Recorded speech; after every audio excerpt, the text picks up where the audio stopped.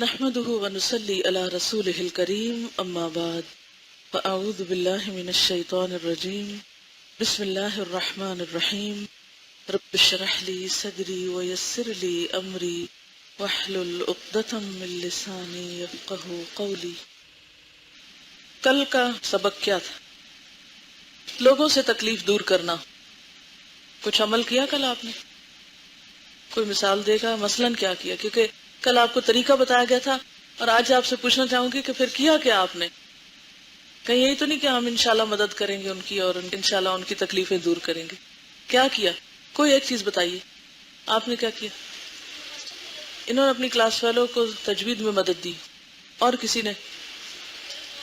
شابش۔ کہتی کل واک کرنے گئی تو سارے راستے سے پتھر ہی ہٹاتی رہی، الحمدللہ۔ اور انہوں نے کسی کو راستہ دکھایا جن کو راستہ نہیں مل رہا تھا۔ راستہ ڈھونڈنا تکلیف دہ کام ہے نا، کہ نہیں؟ بہت تکلیف دہ ہے جب آپ راستے گم کر بیٹھے اور چیز آپ کے سامنے اور آپ کو مل نہ رہی ہو، تو اس وقت اگر کوئی یہ بتا دے کہ نہیں یہ ہے تو بہت بڑا محسن ہوتا ہے۔ عام طور پہ لوگ اس لیے نہیں بتاتے کہ پھر ہمیں ایسی سر کھپائی کرنی پڑے گی۔ ہاں آپ؟ شاباش۔ کہتی ہیں ہمارے نیبرز میں ایک خاتون بیمار تھی تو میں نے ان کے پودوں کو پانی دے دیا۔ یہ ہے کسی کی مدد کرنا۔ تو جب بندہ کسی کی مدد میں ہوتا ہے تو اللہ تعالیٰ آپ کا کوئی کام سنوار دیتا ہے۔ کوئی مثال دے؟ مثال اس لیے نہیں پوچھ رہی کہ کوئی فخریہ کام بتائے جائیں یا کچھ، اس کا مقصد یہ ہے کہ آپ کو واضح ہو کہ ہم کیا کیا کام کر سکتے ہیں۔ جب دوسروں کو ہم ایک اچھا کام کرتے دیکھتے ہیں تو ہمیں خود بھی کچھ کرنے کا سلیقہ آتا ہے۔ اپنی نیت کو اللہ کے لیے خالص کریں اور صرف اس لیے بتائیں کہ لوگوں کو یہ کام کرنا آئے۔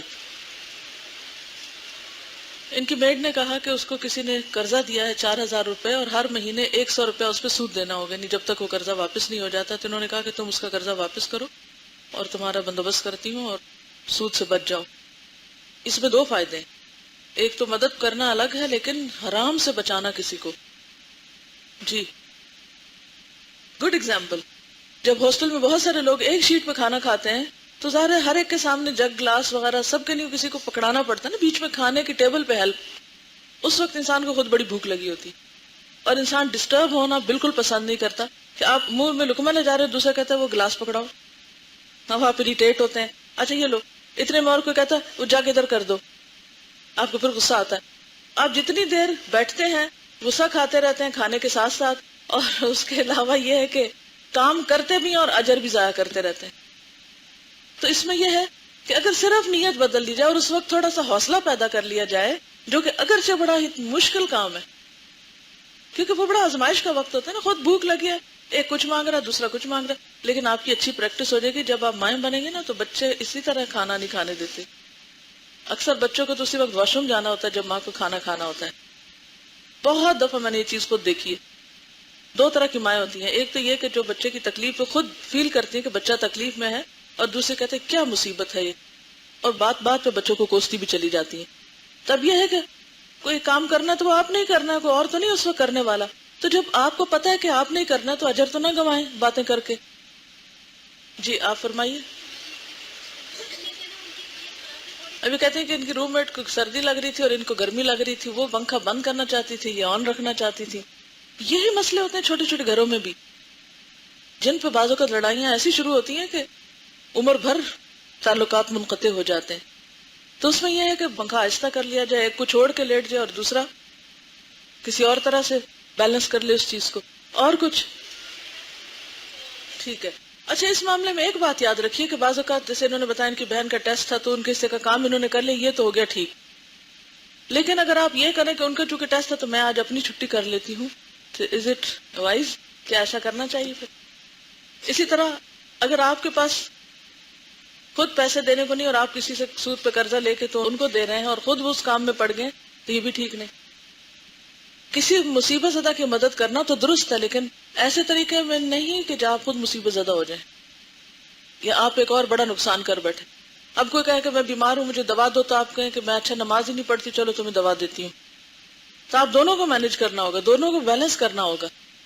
بعض اوقات 2 فرائض ٹکرانے لگتے ہیں، 2 ضروریات سامنے آ جاتی ہے، ایک ذاتی ضرورت ہوتی ہے ایک کسی اور کی ہوتی ہے، تو اس میں بعض اوقات آپ اپنی ذاتی ضرورت کو پیچھے کر لیتے ہیں، کٹ ڈاؤن کر لیتے ہیں، جیسے وہ قرآن پاک میں آتا ہے نا وَيُؤْثِرُونَ عَلَىٰ أَنفُسِهِمْ وَلَوْ كَانَ بِهِمْ خَصَاصَةٌ، ان صحابی کی مثال جنہوں نے خود بھوکے رہ کے کیا کیا تھا، مہمان کو کھلا دیا تھا.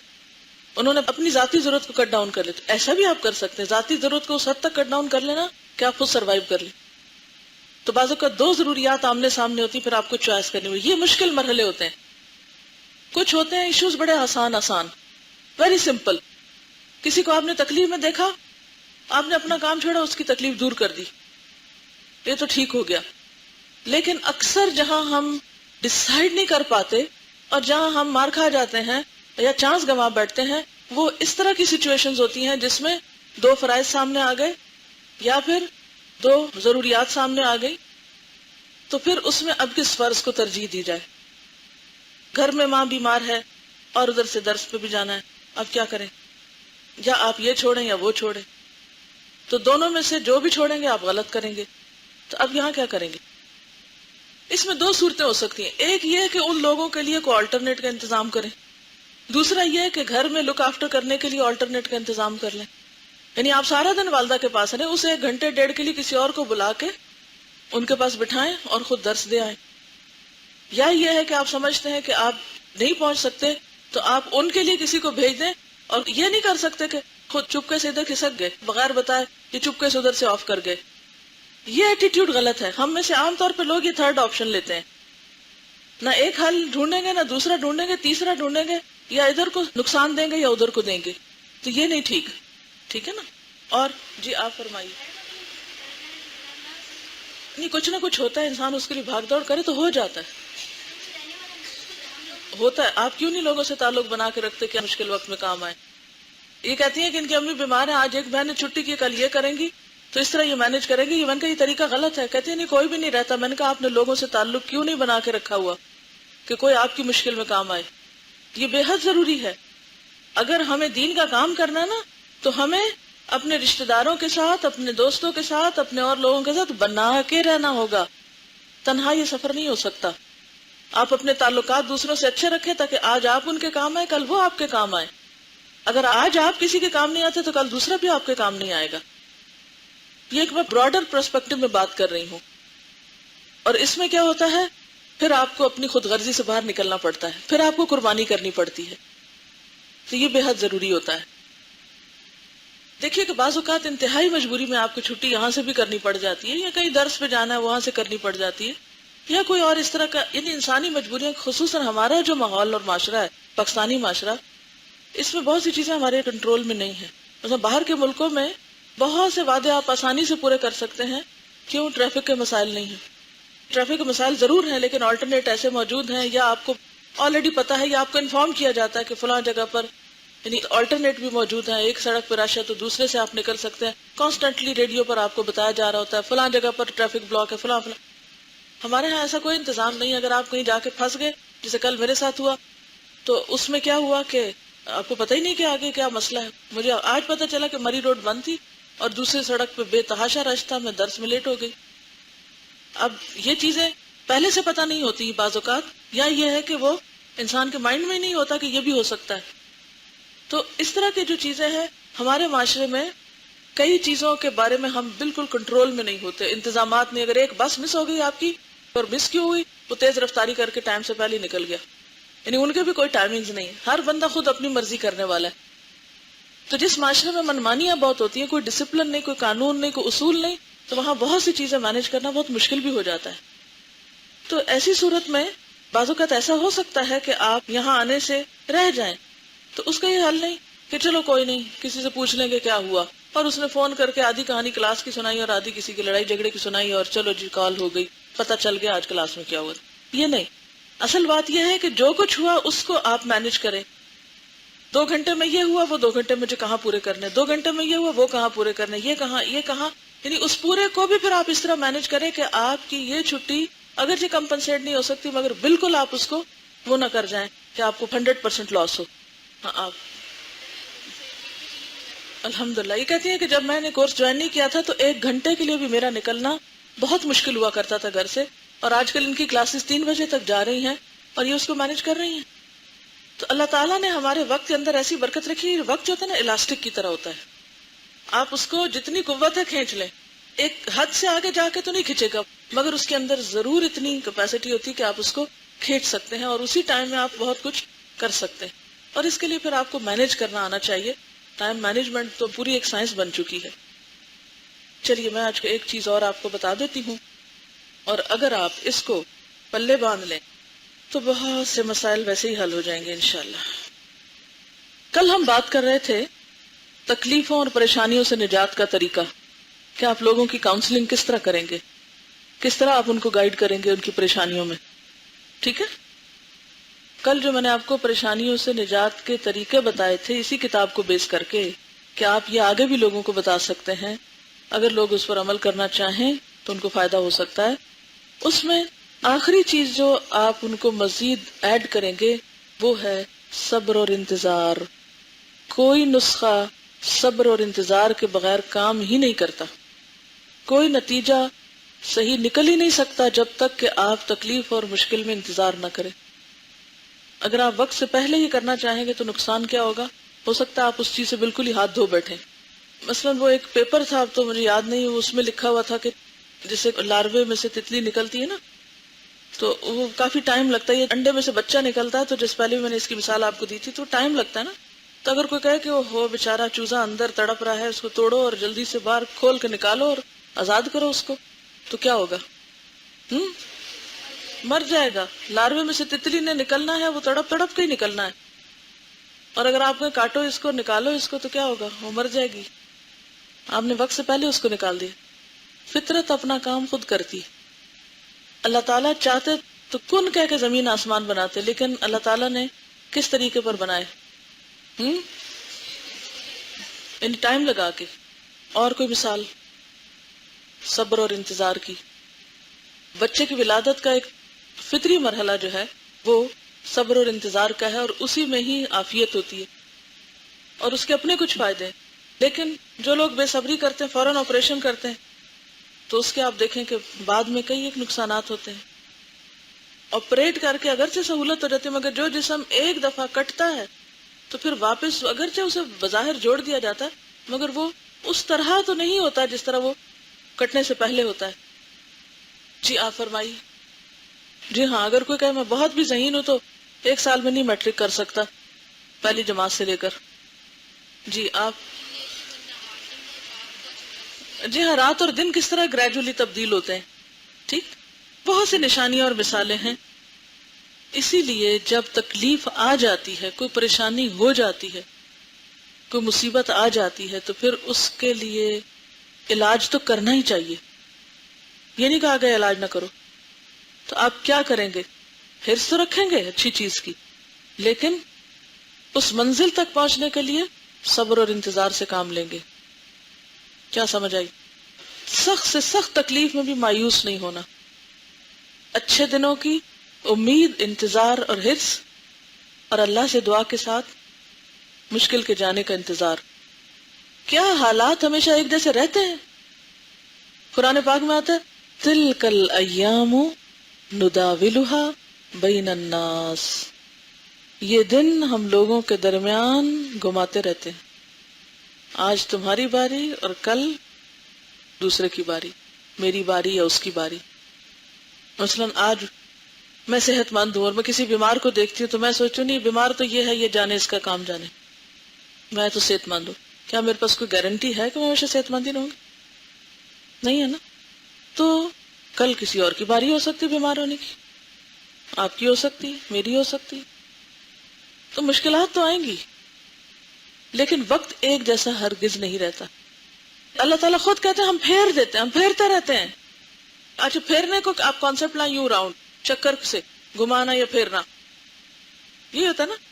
اچھا، اب مثلا آپ اسی سرکل میں ہیں، مثال کے طور پر ایک چیز لٹکتی ہوئی آپ محسوس کریں، اس لٹکتی چیز کے ساتھ کہیں ہیرا ہے، کہیں پتھر ہے، کہیں کوئلہ ہے، کہیں کچھ ہے، کہیں کچھ ہے. گھمانے والے نے اس کو گھمایا اور وہ آپ کے سامنے جو چیز آ کے رکی وہ کیا تھی؟ مثلا ہیرا تھا.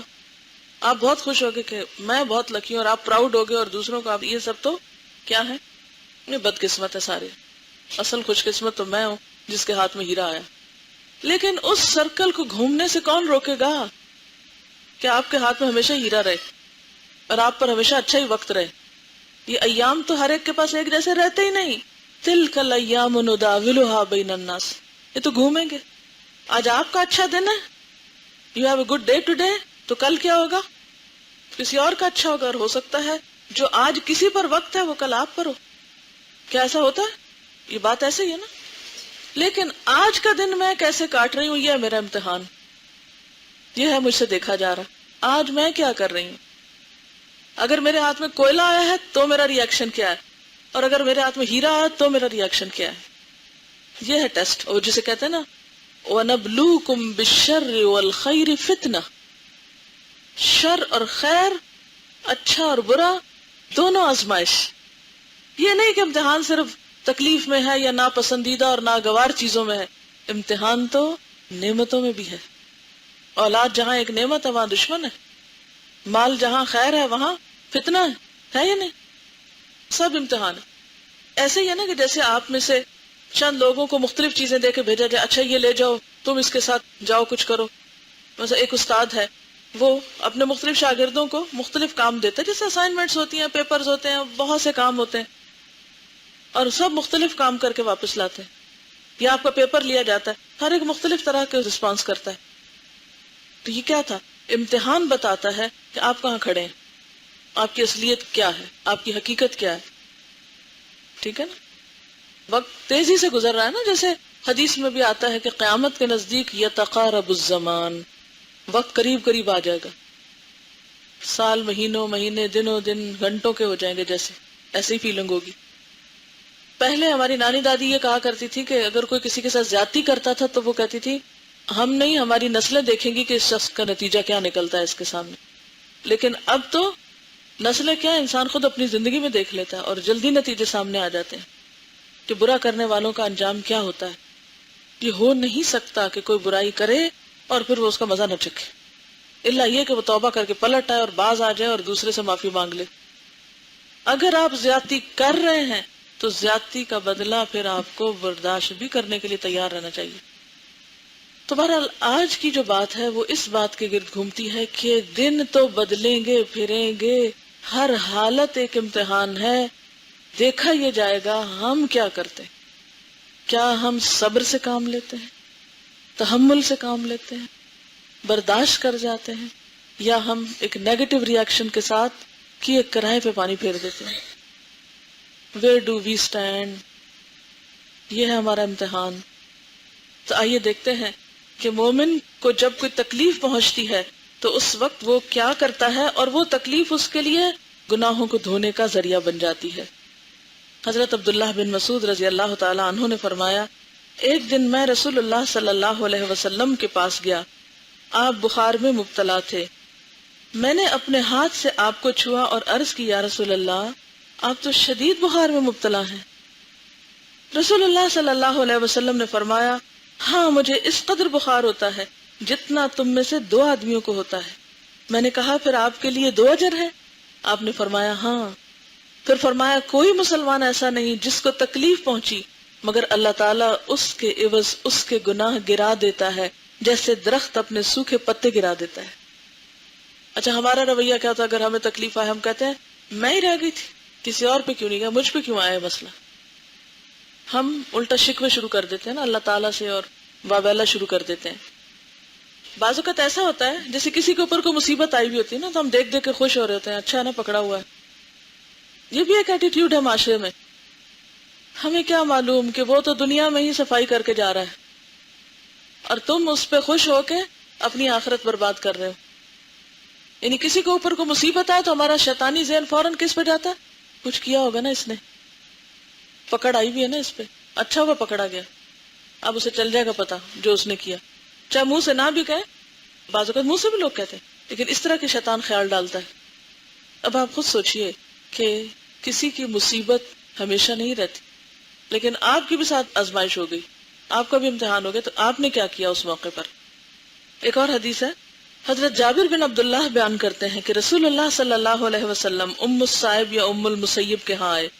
وہ بخار سے لرز رہی تھی. آپ نے پوچھا، اے ام الصائب، تجھے کیا ہوا، تو لرز رہی ہے؟ وہ بولی، بخار ہے، اللہ اس کو برکت نہ دے. آپ نے فرمایا، بخار کو مت برا کہے، اس لیے کہ وہ آدم کے بیٹے کی خطاؤں کو یوں دور کر دیتا ہے جیسے بھٹی لوہے کے میل کو دور کر دیتی ہے. یعنی تکلیف آ جائے تو واویلا نہ کرو، اس کو برا بھلا نہ کہو. مثلا بعض اوقات آپ کو سر درد شروع ہو جاتی ہے اور آپ سوچتے ہیں اوہو میں نے فلاں چیز کھائی تھی نا، یہ اس کا ریئیکشن. پھر آپ یہ نہ کہ کاش میں وہ نہ کھاتا، سبق سیکھیں آئندہ نہیں مجھے یہ کھانی. لیکن یہ بار بار کہتے رہنا اگر میں یہ نہ کھاتا تو مجھے یہ تکلیف نہ ہوتی، یہ رویہ درست نہیں. ایک اور حدیث ہے، نبی صلی اللہ علیہ وسلم نے فرمایا مسلمان کو کوئی دکھ پہنچے یا تکلیف آئے، رنج آئے، غم آئے یا کوئی صدمہ اور ایذا پہنچے، یہاں تک کہ ایک کانٹا بھی چبھ جائے، تو ہر چیز کے عوض اللہ تعالیٰ اس کے گناہ دور کرتے جاتے ہیں. چھوٹی سی تکلیف. اچھا ایک تو یہ ہے کہ تکلیف پہنچنے سے صفائی ہوتی، دوسرا ایک اور پتہ ہے اس کے پیچھے ہڈن بات کیا ہے. عام حالات میں ہم اللہ تعالیٰ کو یاد نہیں کرتے. جب ہم پہ کوئی مصیبت آتی تو ہم کیا کہتے ہیں؟ یا اللہ معاف کر دے، کوئی ضرور غلطی کی ہے. یاد آتی ہے نا غلطیاں. اچھا وہ غلطیاں یاد آتی ہیں تو ہم توبہ بھی کرنے لگ جاتے ہیں، میری توبہ جو آئندہ میں ایسے کروں. ہم پھر اس وقت باز آنے کی سوچتے ہیں. جب ہم نے سچی توبہ شروع کر دی نا، پہلے تو ہم ایک مصنوعی سی توبہ کرتے ہیں، لیکن تکلیف آنے پہ سچی توبہ شروع کرتے ہیں، تو وہ توبہ یا ریپینٹنس یا حسرت یا ندامت وہ کیا بن جاتی ہے؟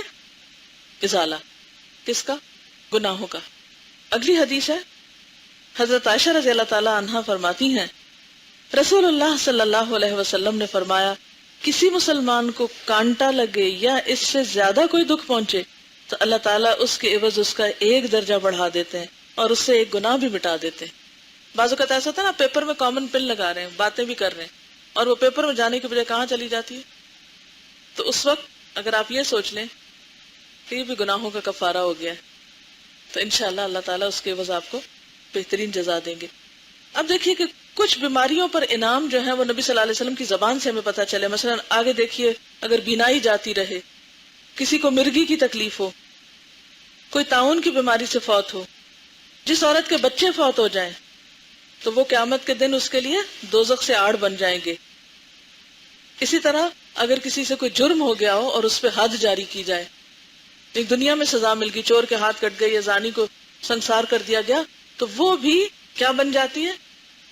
بہت زبردست توبہ اور گناہوں کے کفارے کا ذریعہ. پھر اسی طرح کچھ نیک اعمال ہیں جو انسان کے گناہوں کی بخشش کا ذریعہ بنتے ہیں، جیسے پیچھے وضو اور نماز اور ذکر کا پڑا، یہاں حج یا عمرہ. پھر اسی طرح جو حج عمرے پہ نہ جا سکے وہ عرفہ اور عاشورہ کا روزہ رکھ لیں. پھر اسی طرح نماز تہجد کے وقت اٹھ کے نماز پڑھنا، یہ خاص طور پر گناہوں کے دھونے کا وقت ہوتا ہے.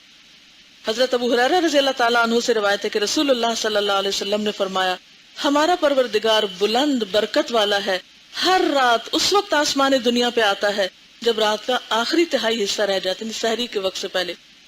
وہ کہتا ہے کوئی مجھ سے دعا کرنے والا ہے کہ میں اس کی دعا قبول کر لوں، کوئی مجھ سے مانگنے والا ہے کہ میں اسے دوں، کوئی مجھ سے بخشش طلب کرنے والا ہے کہ میں اس کے گناہوں کو معاف کر دوں. یعنی وہ وقت پورے 24 گھنٹے میں سے رات کا آخری تیسرا حصہ کیا ہے؟ خاص وقت ہے گناہوں سے معافی کا. چلیے اب آگے رمضان المبارک. رمضان المبارک میں کرنے کے کام، کیونکہ رمضان کے روزے جو ہیں یہ بھی کیا ہیں؟ دراصل گناہوں سے کفارے کا ذریعہ. اب دیکھیے کہ رمضان آ رہا ہے اور آپ سب کو تیاری کرنی ہے، اور تیاری میں سب سے پہلے تو ذہنی تیاری ہونی چاہیے. کسی بھی کام کی جب آپ پلاننگ کر لیتے ہیں تو اس کا کیا فائدہ ہوتا ہے؟ جیسے آپ کو یہاں آنا ہے تو آنے کی جب آپ پلاننگ کر لیتے ہیں تو کیا ہوتا ہے؟ بیگ پیک کرتے ہیں، ہر چیز اپنے وقت پہ سنبھال کے رکھتے ہیں، مینٹلی آپ پریپیئرڈ ہو کے آتے ہیں، فزیکلی آپ تیار ہو کے آتے ہیں، ناشتہ کر کے آتے ہیں، بیگ سیٹ کر کے آتے ہیں، تو آپ کا دن کیسے گزرتا ہے؟ اور اگر آپ رات کے چلے گئے کسی شادی پہ اور بہت دیر سے واپس آئے اور گھر جا کے بھی آپ نے جو بستہ پھینکا تھا صبح اٹھے اور ایسے گاؤن چڑھا کے بستہ اٹھایا اور آ گئے، کیا یہ 2 دن برابر ہے؟ نہیں نا. اسی طرح اگر آپ رمضان سے پہلے مینٹلی، فزیکلی، ہر لحاظ سے، گھریلو اعتبار سے تیاری کر کے رکھیں گے تو آپ کا رمضان اچھا گزرے گا انشاءاللہ. پورے شعور کے ساتھ اس میں داخل ہوں گے. جیسے نماز سے پہلے وضو کرتے ہیں نا، اور فرض نماز سے پہلے سنت پڑھتے ہیں، تو اسی طرح رمضان سے پہلے شعبان کے جو روزے رکھتے ہیں یہ بھی کیا ہوتے ہیں؟ دراصل رمضان کی تیاری. تو فرض نماز کے بعد بھی آپ سنتیں پڑھتے ہیں تو پھر آپ شوال میں بھی کچھ روزے رکھتے ہیں. یعنی رمضان فرض ہے، شعبان اور شوال نفل ہے یا سنت کو فالو کرنا ہے، تو بالکل جیسے فرائض کے آس پاس سنتیں پڑھتے ہیں، اسی طرح رمضان کے آس پاس آپ روزے رکھ کے رمضان کا کفارہ ادا کرتے ہیں۔ تو پہلی تیاری تو آپ کی شعبان سے شروع ہو جاتی ہے، جیسے نماز کی وضو سے شروع ہو جاتی ہے، حج کی احرام سے شروع ہو جاتی ہے، ٹھیک ہے؟ تو آپ کو سب سے پہلے تو سوچنا ہے کہ مجھے کیا کیا کام کرنے ہیں۔ ایک تو یہ ہے کہ ساری دہرائی کر لینی کہ رمضان میں کرنا کیا کیا ہے، اس کی لسٹ بنا لینی ہے۔ دوسری بات یہ ہے کہ گھریلو اعتبار سے بھی آپ کو تیاری کر کے رکھنی ہے۔ مہینے بھر کا راشن جو گھروں کو مینج کرتے ہیں، کیا پکے گا، کس کو کیا دینا ہے، رمضان میں کیا صدقہ خیرات کرنا ہے، وہ سب نکال لیں۔ رمضان سے 1-2 دن پہلے سارے گھر کی اچھی سی صفائی کر لیں۔ صفائی سے مراد کیا ہے کہ آپ نے جو جو کچھ نکالنا ہے رمضان میں دینا ہے، ہر وارڈروب کھول لیں، کچن کی الماریوں کو جو فالتو پڑا ہے سب نکال کے ایک طرف رکھ لیں۔ جو ہی رمضان شروع ہو روز صدقہ خیرات شروع کر دیں۔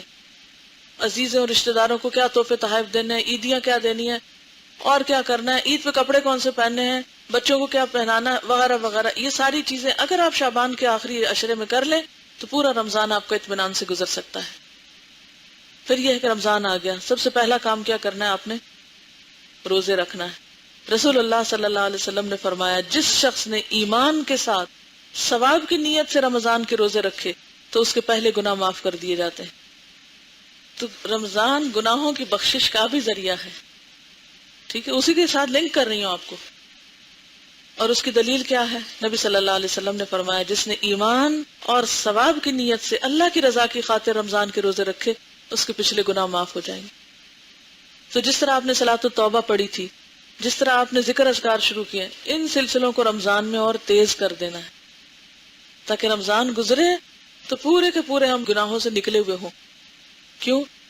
کیونکہ آپ صلی اللہ علیہ وسلم نے ایک روز ممبر کی 3 سیڑھیوں پہ قدم رکھا تو ہر سیڑھی پر آمین کہا۔ صحابہ کرام نے عرض کیا کہ آج ہم نے آپ سے ایسا عمل دیکھا کہ اس سے پہلے کبھی نہیں دیکھا تھا۔ تو آپ نے فرمایا کہ جبریل آئے اور انہوں نے 3 دعائیں کی اور میں نے 3 دفعہ آمین کی، اور ان 3 دعاؤں میں سے ایک دعا کیا تھی کہ وہ شخص جو رمضان کے روزے پائے اور پھر اپنے گناہوں کی بخشش نہ کرا سکے، اس پر اللہ کی لعنت، فرشتوں کی لعنت، سب کی لعنت، ہلاک ہو گیا وہ شخص۔ تو ہمیں پوری تیاری کے ساتھ رمضان میں داخل ہونا ہے اور پھر وہ عمل کرنے ہیں کہ جس سے ہمارے گناہ معاف ہو۔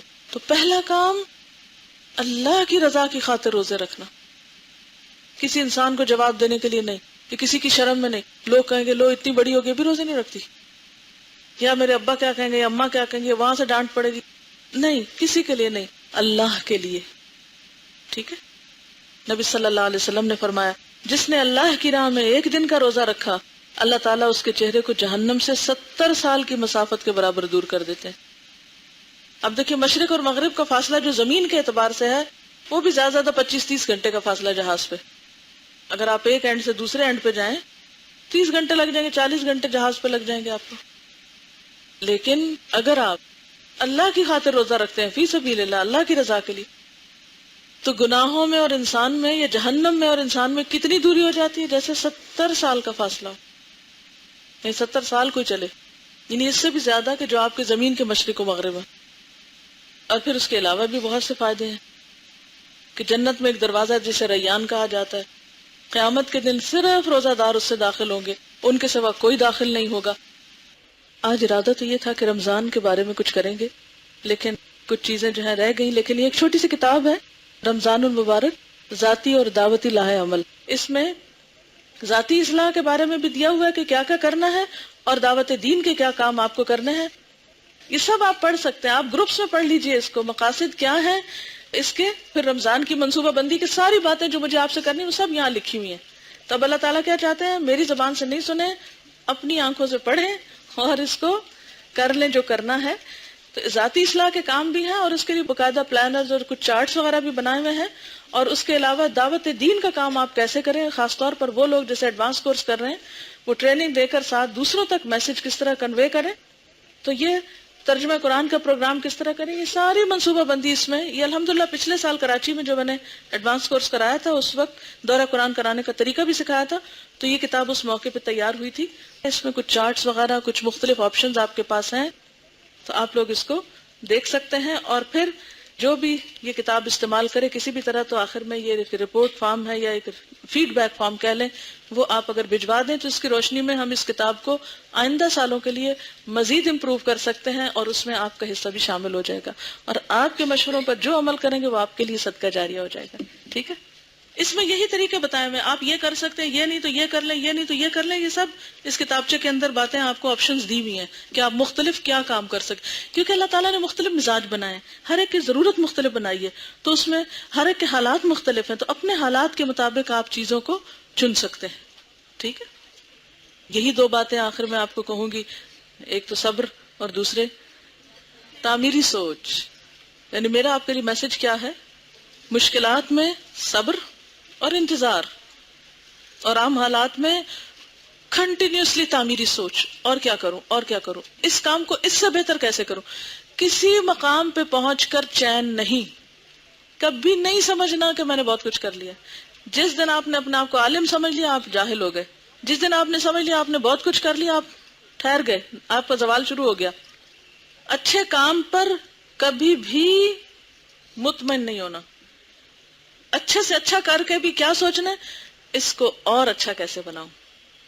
کوئی بھی کام ہو، چاہے انسانوں سے تعلقات بنانے کا، چاہے قرآن کی تعلیم دینے کا، چاہے لوگوں کو دین کی طرف بلانے کا، چاہے صفائی کرنے کا، چاہے کھانا بنانے کا، چاہے کوئی بھی، تو اپنے اندر محسن کی صفت پیدا کرنی. محسن کون ہوتا ہے؟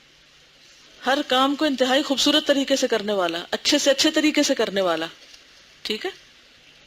ہم کشمیر سے واپس آ رہے تھے تو کیسٹس ہم نے بیگ میں رکھی ہوئی تھی، ہم ادھر سے آ رہے تھے، ایک طرح سے اترائی تھی ہماری، اور ادھر سے بہت گاڑیاں جا رہی تھی نا، موڑ بھی آتے تھے، اور عام طور پہ گاڑیاں اس راستے پہ سلو ہوتی ہیں. یعنی اس طرح نہیں جیسے لاہور کا سفر سیدھا ہے تو آپ گاڑیوں کو روک نہیں سکتے.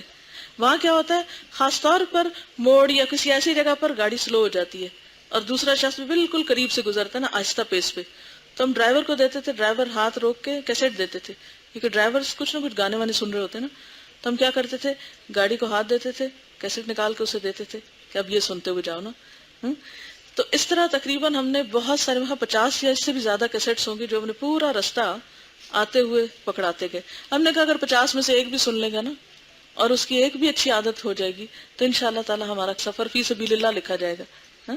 تو اسی طرح کہیں پر بھی آپ جائیں تو آپ کچھ نہ کچھ اپنے پاس رکھیں، اور کچھ نہیں تو سادے کاغذ ہی ڈال لیا کریں، حسب حالت لوگوں کو کچھ نہ کچھ لکھ کے پکڑاتے جایا کریں. اگر تعمیری سوچ ہوگی تو ہر دم آپ سوچیں گے لوگوں کے دکھ کیسے دور کروں، اور اگر آپ کے اندر یہ اللہ نے ڈال دیا نا کہ لوگوں کے دکھ کیسے دور کروں، تو آپ کے خود بخود آپ دیکھیں گے دور ہونے لگ جائیں گے. میری بیٹی کی جب نکاح ہوا تھا تو اس وقت ہم نے سی ڈی بنائی تھی ایک، اور اسی کے اوپر انویٹیشن لکھا تھا، اور وہ سی ڈی اویلیبل بھی ہے، وہ بھی دے سکتے ہیں، کچھ بھی دے سکتے. 25 روپے کا تو کارڈ ہی چھپتا ہے، تو اگر اسی پرائز پہ اگر ایک سی ڈی آپ کسی کو دیتے ہیں اور وہ جا کے دیکھتا ہے، ایسے علاقے میں دیں جہاں لوگ کمپیوٹر جانتے ہیں، کسی گاؤں میں آپ سی ڈیز بانٹے تو بیکار ہی ہوں گی، لوگ اس کو انگیٹھی پہ سجا لیں گے. تو ہر علاقے کی مناسبت سے آپ ان کو چیز اویلیبل کریں. ٹھیک ہے؟ ہمارے گھر میں سے الحمدللہ سب، جب ہم سوچ لیتے ہیں کہ ہم نے دین کے لیے کچھ کرنا ہے تو پھر وہ جدائیاں وغیرہ کوئی چیز میٹر نہیں کرتی، پھر ہم سب سوچتے ہیں بس ٹھیک ہے یہ دین کے فائدے میں، ہر ڈیسیژن اس اینگل سے لیتے ہیں دین کے فائدے میں کیا چیز ہے، تو اللہ تعالیٰ دنیا کا بھی فائدہ کر دیتا ہے، دنیا کے مسئلے بھی ساتھ ساتھ حل ہو جاتے ہیں. تو آپ لوگ بھی اگر فوراً یہ سوچا کریں کہ دین کا فائدہ کس چیز میں ہے نا، تو انشاءاللہ العزیز جو بھی کام آپ زندگی میں کریں گے آپ کا ثواب بھی ثواب شمار ہوگا. اور یہ بھی حکم ہے کہ ایک بات بھی آتی ہے تو آگے پہنچاؤ، بلغوا انی ولو آیا، تو آپ جو کر رہی ہیں وہ تو خود اپنے منہ سے بول کے پہنچائیں، اور جو خود نہیں کر رہی وہ آپ کتابوں اور پیمفلیٹس اور کیسٹس کی شکل میں دوسروں تک پہنچائیں. زندگی کس نے دیکھی اور کس کا دعویٰ ہے کہ وہ کسی دن جا کے پرفیکٹ ہو جائے گا اور پھر اس دن وہ دوسروں کو سکھانے کا کام کرے گا. یہ دونوں کام ساتھ ساتھ ہوا کرتے ہیں. ٹھیک ہے؟